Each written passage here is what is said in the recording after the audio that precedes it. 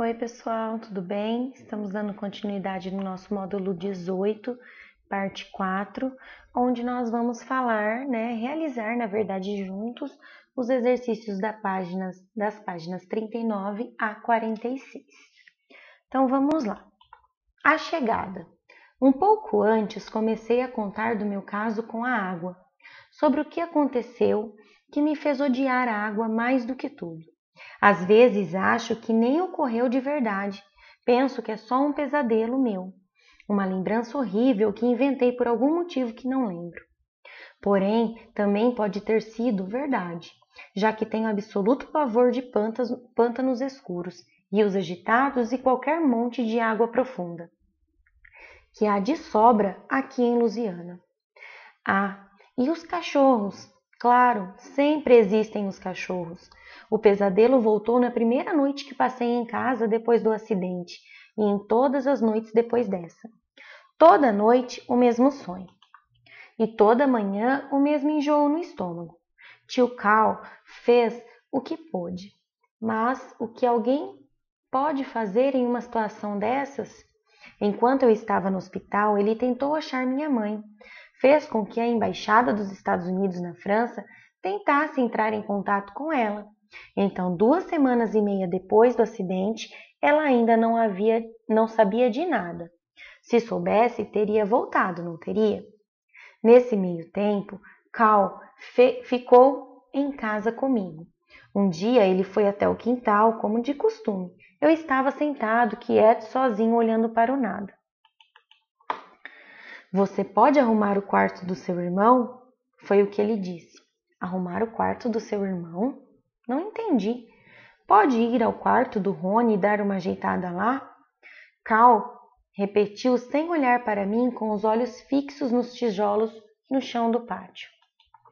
Segurava uma pilha de camisas do meu pai. Então os olhos dele cruzaram com os meus. Sabe, já faz quase 3 semanas. O quarto dele deveria ficar arrumado. Se você achar que consegue, pode encaixotar algumas coisas dele. Encaixotar? Ah, minha nossa, entendi, é claro que entendi, mas não conseguia fazer aquilo. Mexer nas coisas de Rony, nos troféus de natação, naquela bagunça da mesa e da gaveta dele, empacotar as roupas, as meias. Isso significava que eu não esperava que ele voltasse logo. Dá para esperar? Perguntei. Cal deu um sorriso gentil. Claro, sem problemas, tudo bem. A forma como ele disse aquilo fez com que eu me sentisse que estava sendo mal agradecido por todo esse tempo que ficou comigo, longe da casa dele. Não, eu disse. Tudo bem, eu vou lá. Ele respirou fundo. Se achar que consegue, pode ajudar a trabalhar. A ideia de ele não estar mais aqui, entende? De qualquer forma, arrume apenas um pouco, só para começar. Comecei mesmo. Com um pouco, comecei devagar.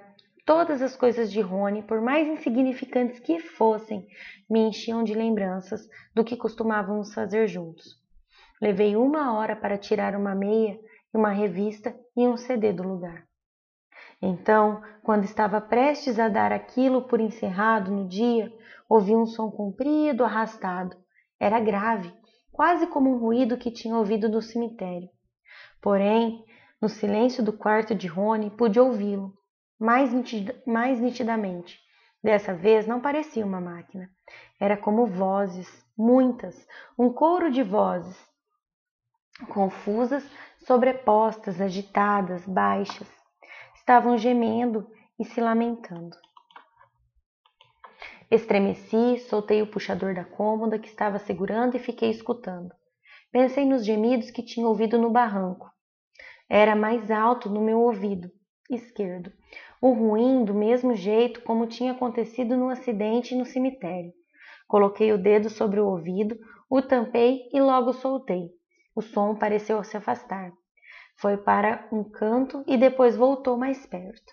Virei para observar o corredor, não havia ninguém ali. É claro que não havia ninguém ali. Saí para o corredor. O som ficou ainda mais próximo, mas parecia muito abafado. Era impossível que vozes soassem embaixo daquele jeito. Parecia algo vindo de dentro. É certo, talvez aquela pancada na cabeça tivesse sido pior do que imaginei. Quem está aí? Perguntei, querendo que minha voz saísse mais alta. Ninguém respondeu. Aqui mostra que continua, né? Então, esse é um trecho, né, do livro Cidade dos Mortos, O Fantasma de Derek Stone. O texto apresentado é uma narrativa de mistério e suspense. Que parte do texto pode comprovar essa afirmação? A afirmação pode ser comprovada no momento em que o personagem principal começa a ouvir vozes estranhas, as quais ele não sabe de onde vêm e nem consegue identificar de quem é, né? Você pode identificar quem narra a história? Um personagem ou alguém fora da narrativa? Com base nessa identificação, qual é o tipo de narrador que encontramos no texto? Quem narra é o protagonista da história, ou seja, um personagem do conto. Trata-se, portanto, de um narrador personagem. Escreva abaixo os trechos que comprovem o tipo de narrador identificado por você. Não precisa escrever todos os trechos, tá, pessoal? Vocês podem colocar um trecho só. A professora trouxe alguns exemplos para vocês. Um pouco antes, comecei a contar do meu caso com a água, sobre o que aconteceu, que me fez odiar mais do que tudo. Às vezes acho que nem ocorreu de verdade. Outros trechos podem servir para vocês realizarem aí a resposta, tá bom? Não precisam ser esses. Com base nesses exemplos, podemos concluir que o foco narrativo se apresenta em primeira pessoa, porque o narrador, ele é o personagem, ele está narrando o que aconteceu com ele. O personagem principal tinha medo de um elemento incomum. Marque as imagens que o elemento aparece. Então, ele tinha medo de água, né? Então, as imagens que aparecem em água são aqui. Em geral, as narrativas de mistério começam em um clima tenso, com o personagem envolvido em uma trama cheia de dúvidas, até que se chegue ao desfecho. Como o texto apresentado é apenas parte de uma narrativa de mistério, não temos o desfecho final da história. Sublinhe no texto, usando um lápis de cor azul, o trecho em que nos é apresentado a tensão da narrativa. Então vamos lá, a professora colocou aqui para vocês, tá? Onde que está aí a tensão da narrativa. Então, quando estava prestes a dar aquilo por encerrado no dia, ouviu um som comprido, arrastado. Então tá falando que ele estava arrumando as coisas do irmão, né? E aonde que aconteceu ali o ápice, assim, a tensão da narrativa? Foi quando ele começou a ouvir vozes, tá? Então aí tá falando de todo o que ele aconteceu, né? Coloquei o dedo sobre o ouvido, o tampei e logo soltei. O som pareceu se afastar. Foi para um canto e depois voltou mais perto. Virei para observar o corredor e não havia nada ali. Então aqui ainda tá falando dessa parte aí do mistério, né? Como a história não teve um desfecho, que tal criá-lo? Pense em algo bem inusitado e não fuja das características de um conto de mistério. Então essa é uma resposta pessoal, que vocês vão colocar aí o desfecho, o final, o que aconteceu no final dessa história, lembrando que é um conto de mistério, tá bom, pessoal? Agora é com você. Complete as frases com o pronome relativo adequado.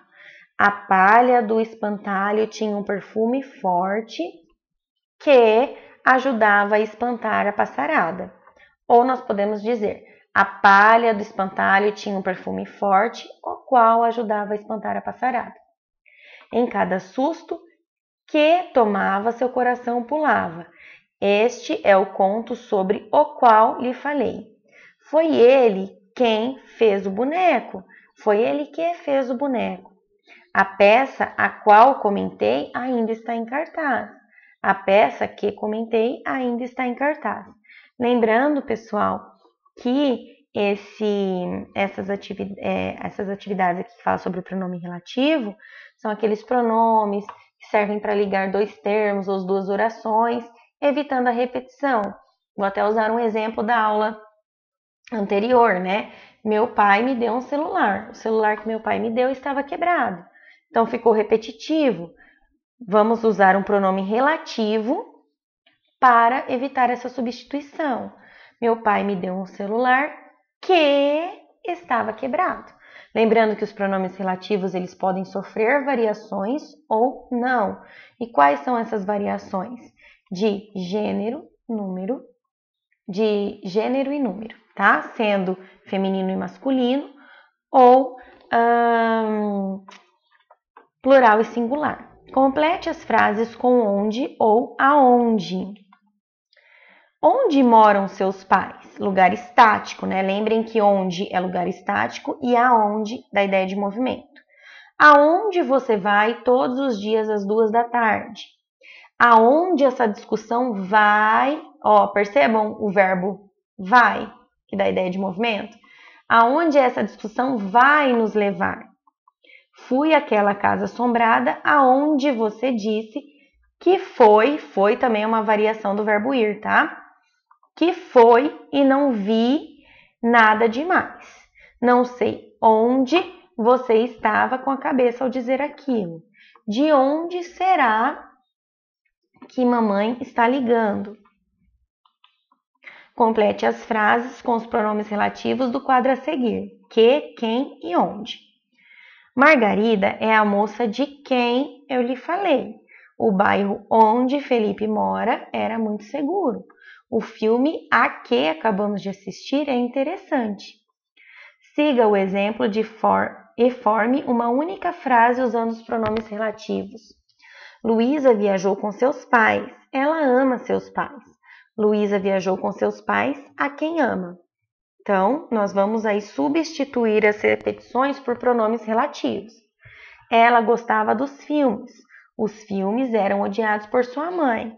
Ela gostava dos filmes, os quais eram odiados por sua mãe. Ou que também, tá? Que eram odiados por sua mãe. Juliana fez um café. O café está muito gostoso. Juliana fez um café que está muito gostoso ou o qual está muito gostoso. Rodrigo viu o espantalho Tizil. A dança do espantalho Tizil era estranha. Rodrigo viu o espantalho Tizil, cuja dança era estranha. Murilo adora o cachorro. O cachorro pertence à sua avó. Murilo adora o cachorro que pertence à sua avó ou ao qual pertence à sua avó. O texto a seguir é um mini-conto de terror que foi transformado em tirinha, mantendo sua principal característica, que é a brevidade. Boa noite, querida, durma bem. Mas, pai, tem um monstro no armário. Eu juro pra ti que não há nenhum monstro aqui. Pai, tem alguém na minha cama. Enfim. Vamos lá. De acordo com as características dos contos de mistério, complete destacando cada parte do miniconto. O clima tenso. A filha está com medo e não consegue dormir, pois acredita que tem um monstro no armário. O que gera dúvidas, né? O pai acha que o medo da filha não tem fundamento, já que não pode haver monstros no armário. E o desfecho, ao abrir o armário, o pai vê a filha dentro dele, com medo, dizendo que tem alguém na cama dela. O último quadrinho mostra o terror do pai. Realmente, né, gente? Esse conto aí é bem de terror. Escreva uma pergunta para as respostas usando onde ou aonde, ou seja, de lugar parado ou em movimento. Aonde vocês vão? Então, aqui, pessoal, o que acontece? Tem as respostas e nós vamos criar as perguntas. Nós vamos à biblioteca procurar livros. Então, aonde vocês vão? Seus livros de mistério estão embaixo da cama, é uma resposta. Onde estão os meus livros de mistério? Você pode comprar mais livros na livraria perto da nossa casa.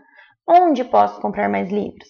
Meus amigos foram a um congresso sobre autores de livros de mistério. Aonde seus amigos foram? No fim de semana, iremos à casa de Marina organizar um clube de leitura. Aonde vocês irão no fim de semana? Então, tem as respostas e nós criamos aí as perguntas, ok? Leia este trecho do livro. As palavras andantes. Janela sobre a palavra. Parte 1. Os contadores de história só podem contar enquanto a neve cai. A tradição manda que seja assim. Os índios do norte da América têm muito cuidado com essa questão dos contos. Dizem que quando os contos soam, as plantas não se preocupam em crescer e os pássaros esquecem a comida de seus filhotes. Então, Palavras Andantes, né, de Eduardo Galeano. O que você acha que os povos indígenas do norte da América querem dizer com essa tradição? Você conhece alguma tradição de contação de histórias e contos aqui no Brasil? Pense nesse poder mágico dos contos e nas leituras que você fez neste módulo. Em sua opinião, quais efeitos os contos podem produzir nas pessoas? Pessoal, essa é uma resposta pessoal, né, que vocês vão colocar aí para pro. Se vocês conhecem alguma tradição de conto, né? As lendas, por exemplo, são contos que nós temos tradicionais aqui no Brasil, né? Criada por povos e contadas de geração em geração, desde muito tempo, né?